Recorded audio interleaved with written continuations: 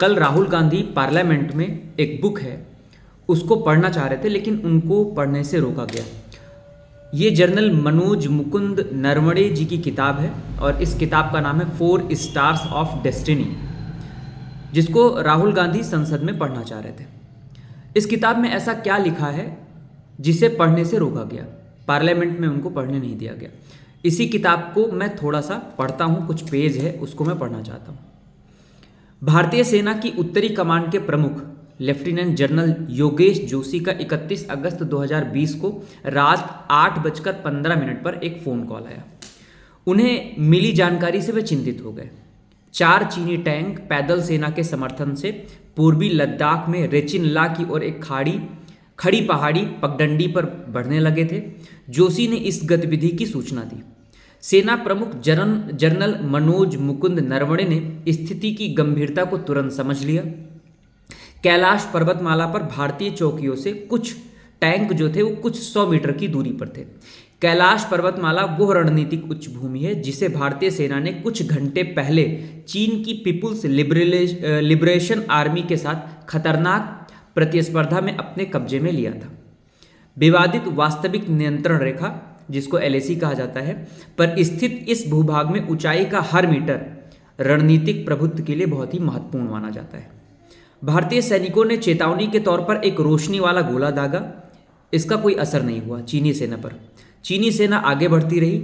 नरवणे ने रक्षा मंत्री राजनाथ सिंह को और राष्ट्रीय सुरक्षा सलाहकार Ajit Doval, chief of defence staff general Bipin Rawat और विदेश मंत्री S जयशंकर समेत भारत के राजनीतिक और सैन्य प्रतिष्ठान के नेताओं को बेचैनी से फोन करना शुरू किया।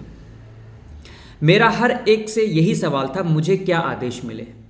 नरवणे ने अपने अभी तक अप्रकाशित संस्मरण 4 स्टार्स ऑफ डेस्टिनी में लिखा है। हालात तेजी से बिगड़ रहे थे और अस्पष्टता की आवश्यकता थी।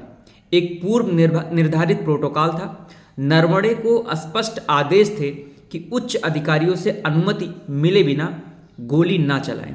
उनके वरिष्ठ अधिकारियों ने कोई स्पष्ट निर्देश नहीं दिया। मिनट बीतते गए। रात 9:10 पर जोशी ने फिर फोन कॉल किया। चीनी टैंक आगे बढ़ते रहे और अब दर्रे से 1 किलोमीटर से भी कम दूरी पर थे।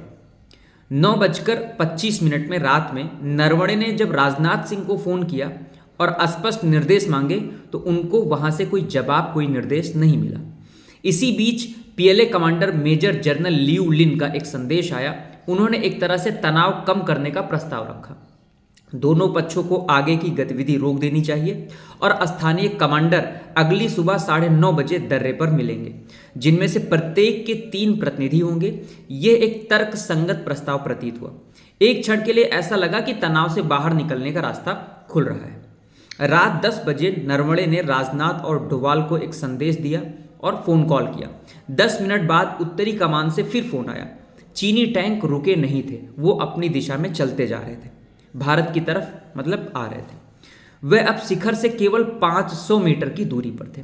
नरवणे को याद है कि जोशी ने कहा था कि उन्हें रोकने का एकमात्र तरीका हमारी अपनी मध्यम तोपखाने से हमला करना था, जो उनके अनुसार तैयार थी और प्रतीक्षा कर रही थी।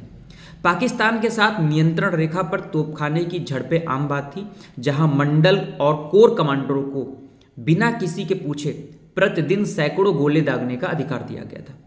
लेकिन ये चीन था, ये थोड़ा सा अलग था। PLA के साथ तोपखाने की लड़ाई कहीं अधिक गंभीर रूप ले सकती थी।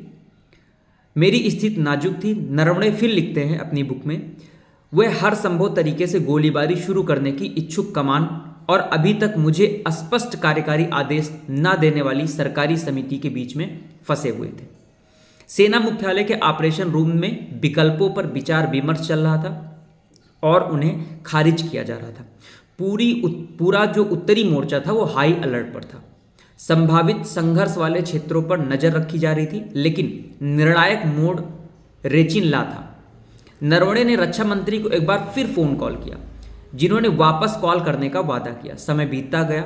हर मिनट चीनी टैंकों के शिखर तक पहुंचने के करीब लाता जा रहा था।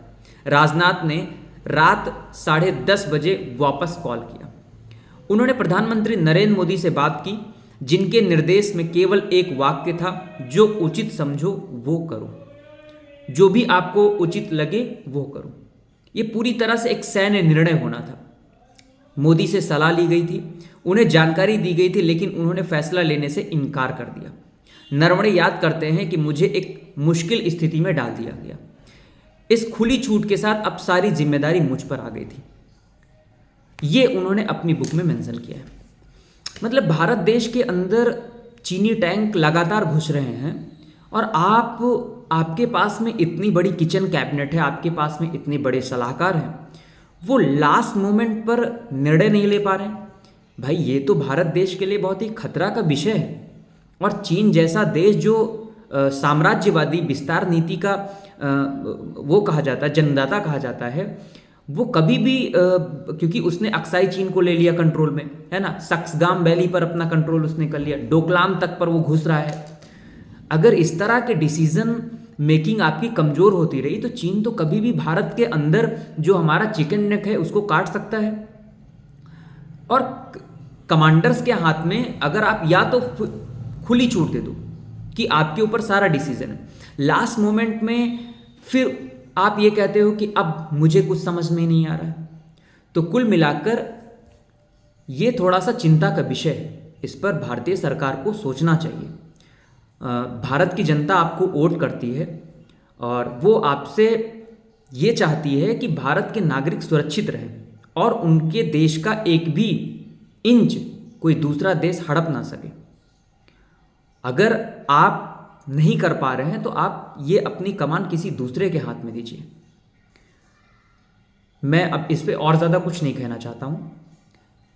फिलहाल ये बहुत ही चिंता का विषय है और इस पर एक गहन समीक्षा की आवश्यकता है।